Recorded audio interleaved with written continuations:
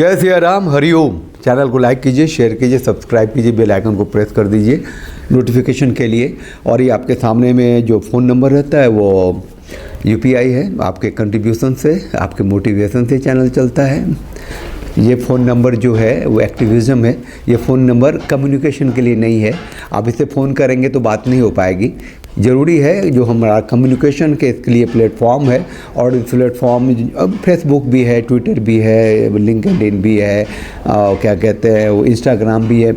हम अपने दोस्तों से, सामाजिक परिवार के सदस्यों से उस सब प्लेटफॉर्म पे टेलीफ़ोन नंबर भी एक्सचेंज कर लेते हैं और आपस में बातचीत होती रहती है। लेकिन ये जो है ये 100% एक्टिविज़म के लिए नंबर है, ये कम्युनिकेशन के लिए नहीं है। अच्छा, आज हम बात कर रहे हैं, बहुत इंपॉर्टेंट बात है कि भैया ये जो पुरुष अधिकार वाले हैं उनको थोड़ा सा आराम मिला है। आराम मतलब क्या, एक उम्मीद जगी है कि राष्ट्रीय पुरुष आयोग का जिक्र जो है राज्यसभा में हो गया है। ये जो विधेयक है, प्राइवेट मेंबरशिप बिल है, निजी विधेयक, राज्यसभा में पेश किया है। The National Commission for Men Bill 2025, Dr. Ashok Kumar Mittal, to move for leave to introduce the bill. I move for leave to introduce the bill, the National Commission for Men Bill 2025. The question is that leave be granted to introduce the bill. Those in favor will please say aye. Those against will please say no. I think the ayes have it, the ayes have it, the ayes have it. Dr. Ashok Kumar Mittal. I introduce the bill. है ना, doctor Ashok Mittal ने पुरुष आयोग विधेयक पेश किया। वो होता है प्राइवेट मेंबरशिप बिल होता है, लोग पेश करते हैं। आपको होना जाना क्या होता है तो ईश्वर जाने, लेकिन राज्यसभा में ये बात गई, ये बड़ी बात है। और ये जो बेसिकली ये जो पुरुष आयोग, राष्ट्रीय पुरुष आयोग, नेशनल मेंस कमीशन जो है वो डॉक्टर अशोक मित्तल ने, वो अच्छा ये एमपी हैं राज्यसभा के और मोदी के बहुत करीब हैं। लेकिन इनकी पार्टी है आम पार्टी, आम आदमी, AAP, हाँ आप आम आदमी पार्टी, केजरीवाल पार्टी से ये हैं, एमपी हैं जैसा मैंने देखा हुआ है। तो नेशनल कमीशन फॉर मेन के लिए इन्होंने बैटिंग की है, चलो अच्छा है। लेकिन बेसिकली ये इंडस्ट्री उद्योगपति हैं, शिक्षाविद हैं। LPU लवली प्रोफेशनल यूनिवर्सिटी जो है ये उसके मैनेजिंग डायरेक्टर हैं, मतलब सॉरी बनाया इन्होंने, इन्हीं का है। सीधी सी बात करें, ज़्यादा से ज़्यादा क्या करें। अब इनको कान में कई बार गया, खुद भी महसूस किया होगा, जो ज़िंदगी में है पुरुष हैं, पुरुष दर्द को न समझे, ऐसी बात तो है नहीं। वो जो डाटा है अपना, उसके हिसाब से 2024 में ही 1.7 लाख 1,70,000 पुरुषों ने फैमिली डिस्प्यूट के कारण सुसाइड किया। कोई देखने वाला नहीं, कोई सुनने वाला नहीं। कोर्ट में जाओ तो वही, थाने में जाओ तो वही, घर में जाओ वही, फैमिली कोर्ट, हर जगह पुरुष की कोई सुनने वाला ही नहीं भाई। तो इन्होंने बहुत साहसिक और एडवेंचरस काम किया है, क्योंकि जब भी ऐसी बातें राज्यसभा में, इससे पहले भी एक आध बार हुई हैं, तो अजय वो थे, सुशील मोदी थे, वो उठाते थे। मैरिटल रेप पे भी उठाया था, पोस्को पे भी उठाया था, 490A पे भी उठाया था, वो अलग अलग उठाते हैं, लेकिन उठाया था, अब नहीं है, ईश्वर उनकी आत्मा को शांति दें। उसके सुशील मोदी की बात कर रहा हूँ। तो अब ये इन्होंने उठाया है कि भैया यहाँ जानवरों तक के लिए आयोग हैं, औरतों के लिए तो है ही, बच्चों के लिए है ही, पुरुष ये गए गुजरे, जरा उठा दो, इसकी आवाज़ भी उठा दो। इन्होंने दिया है कि पुरुष के मौलिक अधिकारों की सुरक्षा हो, झूठे आरोपों से उनकी सुरक्षा हो। जो प्रेजेंट में जो BNS है, भारतीय न्याय संहिता का 69 है, 85 है ना, उसमें थोड़ा सा बदलाव हो, उसको जेंडर बाइस्ड जो है जेंडर न्यूट्रल किया जाए। जैसे कि IPC में 498 आया था, डोमेस्टिक वायलेंस कानून थे, है ना। इस पर बनेगा तो प्लेसेज ऑफ, क्या कहते हैं, sexual harassment at work place जैसे जो कानून हैं, उस सब पर थोड़ा सा वो न्यूट्रलिटी आ जाएगी, जेंडर न्यूट्रल बन जाएगा, तो पुरुषों को थोड़ा सा आराम मिलेगा, शिकायत निवारण हो जाएगा, तलाक, संपत्ति विवाद, मानसिक स्वास्थ्य, है ना, आत्महत्या आदि पर जांच हो सकती है। समाधान के लिए एक मंच हो सकता है, लोग जा सकते हैं और वहाँ वो जा सकते हैं जैसे कि स्त्रियाँ जाती हैं महिला आयोग में। जबकि महिला आयोग जो है वो भी अपने आप में एक बड़ा सवाल है, क्योंकि महिला आयोग पत्नी आयोग है बेसिकली। वहाँ माँ जाएंगी, मतलब सास जाएगी, वहाँ ननद जाएगी, वहाँ बहनें जाएंगी, मतलब पति और परिवार की स्त्रियाँ जाएंगी, तो महिला आयोग उनके लिए भी नहीं है भाई।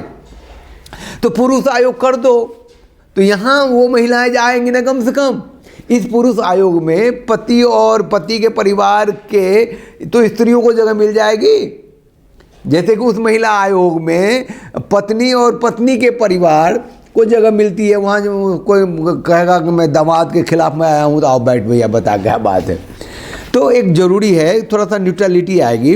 अशोक मित्तल ने कहा यह विधेयक पुरुषों के लिए निष्पक्षता, समर्थन और सुरक्षा सुनिश्चित करने की दिशा में एक महत्वपूर्ण कदम है। यह लिंग मुद्दों पर संतुलित दृष्टि रखेगा। राष्ट्रीय महिला आयोग की तर्ज पर इसे तैयार किया गया है। That is the most important thing to reveal, कि अब जब राष्ट्रीय महिला आयोग को उठा के रख लो, राष्ट्रीय महिला आयोग इतनी मोटी किताब हो गई है, उठा के रखो, और जो जो उसमें लिखा हुआ है उसमें महिला की जगह पुरुष लिखते चले जाओ, तो भैया पुरुष आयोग बन जाएगा कि नहीं। अब जब लिंग के आधार पे एक महिला आयोग है, लिंग के आधार पे पुरुष आयोग बनाने की मांग हो रही है, तो बातें तो एक ही जैसी होगी ना, लिंग बदल गया यही ना। That is great इवर thing. होगा वैसे नहीं, आपको बता देना कि 58 प्राइवेट बिलों में से ये एक बिल था। कौन जानता है, एक बिल है इसमें कि मैं चर्चा करूंगा आके, मैं देखता हूँ।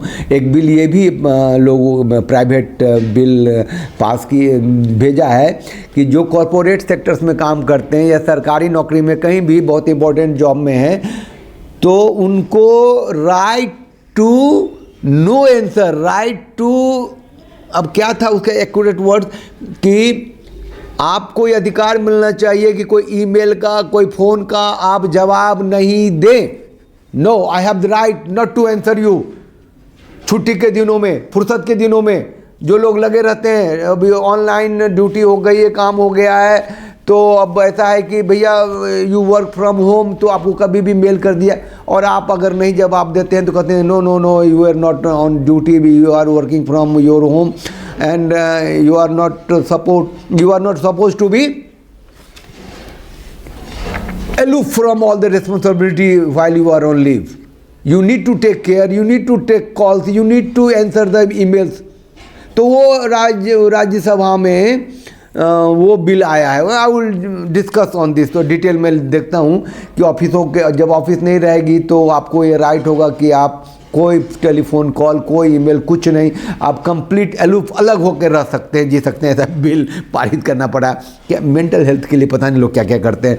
कुछ एमपी लोग हैं जो सुधारवादी हैं या दर्द को महसूस करते हैं। खैर, अभी back to doctor Ashok Mittal, है ना, उनको बहुत बहुत साधुवाद है। मतलब उनको एक बहुत अच्छा सा हग है उनको पुरुषों के तरफ से, और पुरुष और उनके परिवार की तरफ से, बल्कि पूरे समाज की तरफ से, जो वैवाहिक संस्था को एक मजबूती मिल जाएगी पुरुष आयोग बनने से, है ना। वो जो एक फेमिनिज्म का जो एक टूल किट है, जो बहुत बेतरीके से पारिवारिक संस्था को तबाह कर दिया है। At the end of the day समाज तबाह हो रहा है, देश के पुरुष, मतलब समझिए ना, energy, the most valuable citizens of the nation being hampered through the feminism, जो भी जो कानून बायस बना दिए उसके थ्रू, तो उससे थोड़ी सी बचाव होगा। लेकिन ये कानून बनेगा भी पता नहीं, वो तो बहुत दूर की कौड़ी है। जो है प्राइवेट मेंबर से बिल आया है नेशनल कमीशन फॉर मेन, तो ये अनहद जो कोशिशें हो रही हैं सेव इंडियन फैमिली फाउंडेशन वालों से, मेंस राइट मूवमेंट से जुड़े हुए लोगों से, मेंस हेल्पलाइन है और ऐसे कुछ दर्जन ऑर्गेनाइजेशंस हैं who are working day and night कि भैया आदमी को आदमी मानो, ह्यूमन बीइंग मानो, उसे जितना काम लेना है दो, उसको थोड़ा सा इमोशनल सपोर्ट दे दो भाई, उसको जीने का अधिकार दे दो, उसको इनबॉर्न क्रिमिनल हैबिचुअल ऑफेंडर न मानो। वैसे धूर्त मक्कारों की कमी नहीं है। वो जो शशि थरूर है अभी वो राज्यसभा में प्राइवेट मेंबर से बिल लेके आ गया कि मैरिटल रेप को अपराध बनाओ, यानी वैवाहिक में भी जो शारीरिक संबंध है उसको अपराध की श्रेणी में ले आओ, कंसेंट और सहमति को एक कारण बना के हैं ऐसे। चलिए साथ रहिए, साथ दीजिए, और बहुत बहुत थैंक यू है, साधुवाद है। राष्ट्रीय पुरुष आयोग गठित करने की मांग तो उठाई डॉक्टर अशोक मित्तल ने राज्यसभा में, जय सिया राम, हरिओम।